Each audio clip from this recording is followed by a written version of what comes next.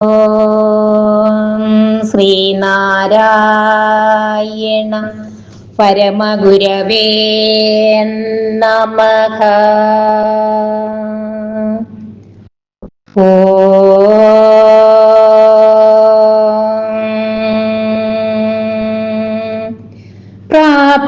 പ്രാപ്തയം നാരായണാചാര്യമീഢ്യം പൂർണ്ണം മധ്യാസ്ത്യക്തമോഘഭവന്തി സത്പത്യാത്തം സാധുകർമ്മ പ്രകർഷം ശ്രേഷ്ഠം സച്ചിന്മാതരൂപം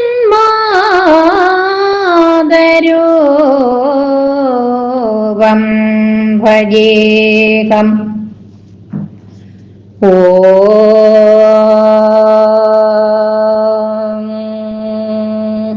വേദാത്മികേ വിമലപൂർണശശാങ്കവക്ത്രേ ഹാരാദിഭൂഷണ വിഭൂഷിതസുന്ദരാംഗി സന്താപഹാരിണി സുഭാഷിണി ബോധലീനി ദാസേ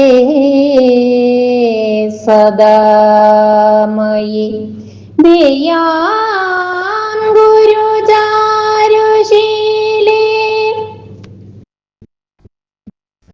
പരമകാരുണികനായ ശ്രീനാരായണ പരമഹംസ പദാരബിന്ദങ്ങളിൽ പ്രണാമം അർപ്പിക്കുന്നു.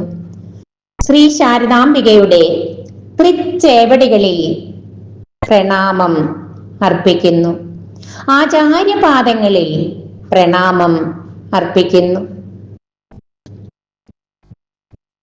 ആത്മസഹോദരങ്ങളെ, ഏവർക്കും എൻ്റെ വിനീതമായ നമസ്കാരം. മങ്ങാട് ബാലചന്ദ്രൻ സാറിൻ്റെ ഗുരുദേവ കഥാസാഗരം 84-ാം ഭാഗം അവതരണം ഗുരുപാദങ്ങളിൽ. തലശ്ശേരിയിൽ അറിയപ്പെടുന്ന ഒരു മാന്യനായിരുന്നു വരദൂർ കാണിയിൽ കുഞ്ഞിക്കണ്ണൻ. അദ്ദേഹത്തിന് കേവേൽ ആൻഡ് കമ്പനി എന്ന പേരിൽ പ്രശസ്തമായൊരു ഇംഗ്ലീഷ് മരുന്ന് കട തലശ്ശേരിയിൽ ഉണ്ടായിരുന്നു. ബിസിനസ് പരമായ ആവശ്യങ്ങൾക്കായി പലപ്പോഴും അദ്ദേഹം മദിരാശി പട്ടണത്തിലേക്ക് യാത്ര പോയിരുന്നു. കുഞ്ഞിക്കണ്ണൻ ഗുരുദേവനെ കുറിച്ചും അരുവിപ്പുറത്തെ ക്ഷേത്ര പ്രതിഷ്ഠയെക്കുറിച്ചും അതുണ്ടാക്കിക്കൊണ്ടിരിക്കുന്ന സാമൂഹ്യ മാറ്റങ്ങളെ കുറിച്ചുമൊക്കെ ആ യാത്രകളിൽ ചില സുഹൃത്തുക്കൾ വഴി അറിയാനിടയായി. അക്കാലത്ത് ഉത്തര കേരളത്തിലും തിരുവിതാംകൂറിലേതുപോലെ തന്നെ ജാതി വിവേചനം കൊണ്ടുള്ള അടിമത്തങ്ങളും അസ്വാതന്ത്ര്യങ്ങളും പീഡനങ്ങളുമൊക്കെ ശക്തമായി തന്നെ നിലനിന്നിരുന്നു. അതുകൊണ്ടുള്ള തിക്തഫലങ്ങൾ സ്വന്തം ജീവിതത്തിലും അനുഭവിച്ചുകൊണ്ടിരിക്കുന്നയാളാണ് കുഞ്ഞിക്കണ്ണൻ. അതിനാൽ ഗുരുദേവനെ ഒന്ന് നേരിൽ കാണണമെന്ന് അദ്ദേഹത്തിന് അതിയായ മോഹമുണ്ടായി. അരുവിപ്പുറം പോലെ ഒരു ക്ഷേത്രം മലബാറിലും ഉണ്ടായാൽ അത് തങ്ങൾക്ക് വലിയ പ്രത്യാശയും ആത്മവിശ്വാസവും ഉണ്ടാക്കുമെന്ന് കുഞ്ഞിക്കണ്ണൻ ചിന്തിച്ചു. ഒരു ദിവസം തൻ്റെ ഈ ആഗ്രഹം തലശ്ശേരിക്കാർക്ക് വളരെ ആദരണീയനായിരുന്ന പൈതൽ ഗുരുക്കളെ അറിയിച്ചു.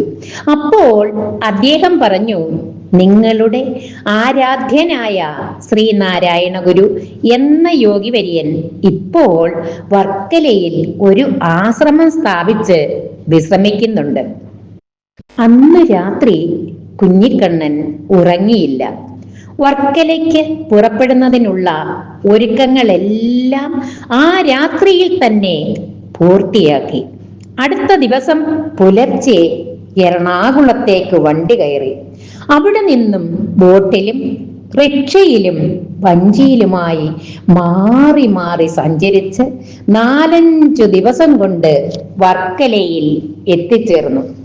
അങ്ങനെ മലബാർ പ്രദേശത്ത് നിന്നും ശിവഗിരിയിലെത്തുന്ന ആദ്യത്തെ തീർത്ഥാടകനായി തീർന്നു കുഞ്ഞിക്കണ്ണൻ. ആശ്രമത്തിൽ വന്നു ചേർന്ന കുഞ്ഞിക്കണ്ണൻ ആദ്യം കണ്ണിൽപ്പെട്ട ഒരന്തേവാസിയോട് തന്റെ യാത്രാ ഉദ്ദേശത്തെപ്പറ്റി വെളിപ്പെടുത്തി. ഗുരുദേവൻ അപ്പോൾ തെക്കൻ നാട്ടിൽ യാത്രയിലായിരുന്നു. അതിനാൽ ഗുരുദേവൻ എത്തുന്നതുവരെ ആശ്രമത്തിൽ തന്നെ താമസിച്ചു. ഗുരുദേവൻ മടങ്ങിയെത്തിയതിന്റെ അടുത്ത ദിവസം ഒരു അന്തേവാസി കുഞ്ഞിക്കണ്ണനെ ഗുരുദേവൻ വിശ്രമിക്കുകയായിരുന്ന കുടീരത്തിലേക്ക് കൂട്ടിക്കൊണ്ടുപോയി. തലശ്ശേരിയിൽ നിന്നും ശിവഗിരിയിൽ എത്തിയതിനേക്കാളും ദൂരമുണ്ടെന്ന് തോന്നി ആ കുന്നിലേക്കുള്ള ആദ്യ കയറ്റത്തിന്. പർണശാലയുടെ കതക് അപ്പോൾ തുറന്നു കിടക്കുകയായിരുന്നു. ഗുരുദേവൻ അതിനുള്ളിലെ ചാരുകസേരയിൽ ചാഞ്ഞു കിടക്കുന്നത് കുഞ്ഞിക്കണ്ണൻ ഒറ്റ നോട്ടത്തിൽ കണ്ടു.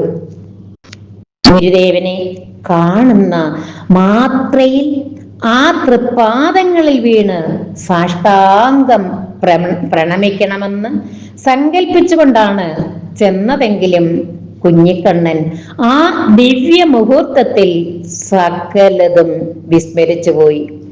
എന്താണ് വിശേഷം? ഗുരുദേവന്റെ മന്ത്രമധുരമായ ശബ്ദം കുഞ്ഞിക്കണ്ണന്റെ കാതിലെത്തി. പക്ഷേ അയാൾക്ക് അതിന് മറുപടിയൊന്നും അപ്പോൾ പറയാനായില്ല. പറഞ്ഞറിയിക്കുവാൻ ഏറെയുണ്ടായിരുന്നെങ്കിലും ആ നേരത്ത് വാക്കുകളൊന്നും പുറത്തേക്ക് വന്നില്ല. ഗുരുദേവന്റെ മുണ്ടനം ചെയ്ത ശിരസിന് ചുറ്റും ഒരു പ്രകാശവലയം തെളിഞ്ഞു നിൽക്കുന്നത് പോലെ കുഞ്ഞിക്കണ്ണൻ കണ്ടു. അപ്പോൾ ഗുരുഭക്തിയുടെ തീവ്രതയാൽ അദ്ദേഹത്തിന്റെ ഹൃദയം നിറഞ്ഞു കവിയുകയായിരുന്നു.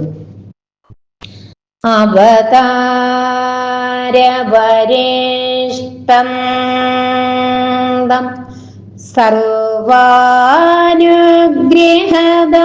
സർവാനുഗ്രഹദായിനം നാരായണ